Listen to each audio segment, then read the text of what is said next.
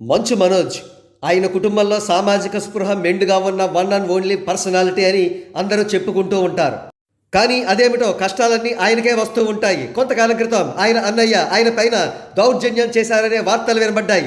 అయితే అది దౌర్జన్యం కాదు, ఒక వెబ్ సిరీస్ కోసం క్రియేట్ చేయబడ్డ ప్రాంక్ అని ఆ వార్తను ట్విస్ట్ చేశారు. ఇక తాజా డెవలప్మెంట్ విషయానికి వస్తే మంచు మనోజ్ గారు తీవ్రమైన గాయాలతో పహాడీ షరీఫ్ పోలీస్ స్టేషన్కి వచ్చి తన తండ్రి తనను తన భార్యను కొట్టారని కంప్లైంట్ చేశారు. అయితే ఈ కంప్లైంట్ కు కౌంటర్ గా ఆయన తండ్రి కూడా మనోజ్ తనను కొట్టారని మరొక పోలీస్ స్టేషన్ లో కంప్లైంట్ చేసినట్లుగా తెలుస్తోంది. అసలు ఈ గొడవలకు కారణం ఆస్తి తగాదాలు, స్కూల్ విషయంలో లుకలుకలు వంటివి కారణాలుగా చెబుతున్నారు.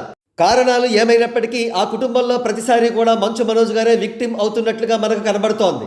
ఏదేమైనా మంచు మనోజ్ గారిపై ప్రతి ఒక్కరిలోనూ కూడా సానుభూతి ఉంది. ఆయనకు న్యాయం జరగాలని ప్రతి ఒక్కరూ కూడా కోరుకుంటున్నారు.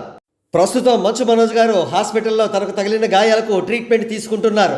ఆయన తన గాయాల నుండి త్వరగా కోలుకోవాలని, కుటుంబంలో ఎదురైన సమస్యలు త్వరగా సర్దుకోవాలని, చట్టపరంగా న్యాయపరంగా ఆయనకు దక్కాల్సిన హక్కులు అన్నీ కూడా దక్కాలని ప్రతి ఒక్కరూ కూడా ఆశిస్తున్నారు.